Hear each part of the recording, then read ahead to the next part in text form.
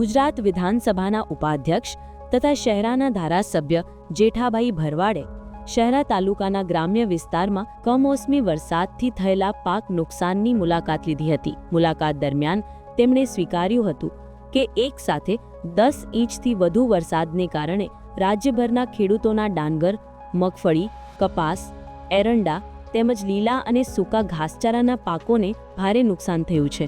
આ નુકસાનથી પશુપાલકોની હાલત પણ ખરાબ થઈ છે, જેની સીધી અસર ડેરીમાં દૂધની આવક પર પડી છે અને તેમાં નોંધપાત્ર ઘટાડો થયો છે।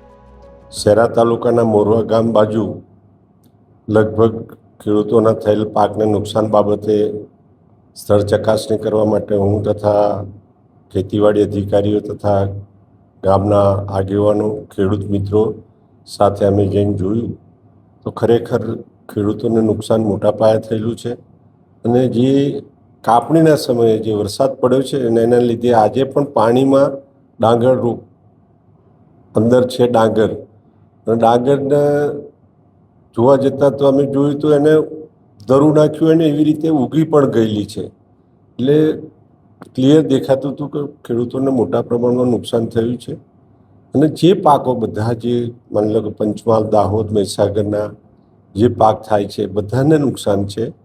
એટલે મેં તો અમારા તમામ અધિકારીઓશ્રીઓને સૂચના આપી છે, ડીડીઓશ્રીને સૂચના આપી છે કે આ બાબતે ખૂબ જ ઝીણવટપૂરી રીતે તપાસ થઈ અને ગરીબ ખેડૂતોના જેટલો બેનિફિટ મળે એટલો બેનિફિટ અપાવવા માટેનો પ્રયત્ન કરવાનો, કોઈ ખોટું ના કરે એની પણ ધ્યાન રાખવાનું।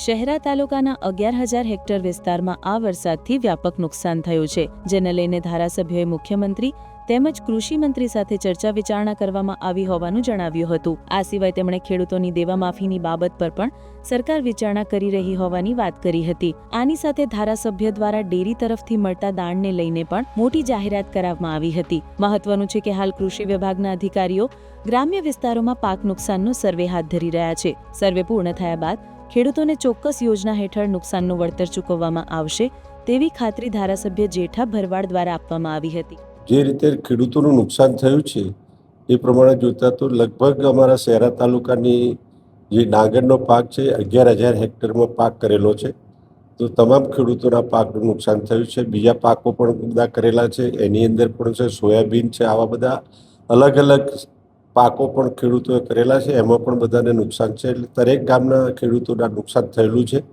એના અનુસંધાનમાં આજે મુલાકાત લેતા મને પોતાને પણ લાગ્યું, ખેડૂતો તરફથી પણ રજૂઆત હતી કે જે ઘાસચારો જોઈતો હતો એ ઘાસચારો પણ પલળી ગયો છે, ડાંગરનો પાક નીકળતો હતો એ પણ અત્યારે બંધ થઈ ગયો છે। એટલે ખૂબ જ ઘાસચારાની પણ તકલીફ છે। પશુપાલકોમાં અમારા ડેરીની અંદર પણ દૂધ ઓછું થવા માંડ્યું છે, કારણ કે ઘાસચારો નહીં હોવાના કારણે પશુઓને પણ પૂરતું પ્રમાણમાં ઘાસચારો ન મળતો હોય તો એ પ્રમાણે દૂધ પણ ઓછું થવા આવ્યું છે। એટલે આજે મેં પણ બધાની રજૂઆત સાંભળીને મેં પણ નિર્ણય લીધો છે કે ભાઈ પશુઓને જે દાણ પંચમહાલ ડેરી તરફથી પૂરું પાડવામાં આવે છે, પંચમહાલ, મહીસાગર અને દાહોદના ત્રણેય જિલ્લાના જે પશુપાલકોને ડેરી તરફથી દાણ જે આપવામાં આવે છે એ દાણની અંદર ₹1 કિલોએ ઘટાડવા માટેનો નિર્ણય લીધો છે અને એ નિર્ણયને અમે આવતીકાલથી શરૂઆત કરીને એ નિર્ણયને અમે પૂરું કરવાના છીએ। એટલે ખેડૂતોને મેક્સિમમ જે કવર થાય કે જેનાથી ફાયદો થઈ શકે, ખેડૂતોને ફાયદો શકે, પશુપાલકોને ફાયદો થઈ શકે એ રીતનો અમે પ્રયત્ન કર્યા છે। સરકારમાં માન્ય મુખ્યમંત્રી પાસે પણ આ ચર્ચા થઈ તો મુખ્યમંત્રી પોતે પણ ખૂબ જ લાગણીશીલ હતા અને એમણે પણ કીધું કે કુદરત જ્યાં રૂઠતી હોય ત્યાં જેઠાભાઈ આપણે બધા શું કરી શકવાના છીએ। એટલે એમના પણ બહુ જ અંગત લાગણી પર વિચારો હતા કે પોઝિટિવ રીતે ખેડૂતોને જે નુકસાન થયું છે એના તરફ વળતર મળે, અને પોતે પણ પોઝિટિવ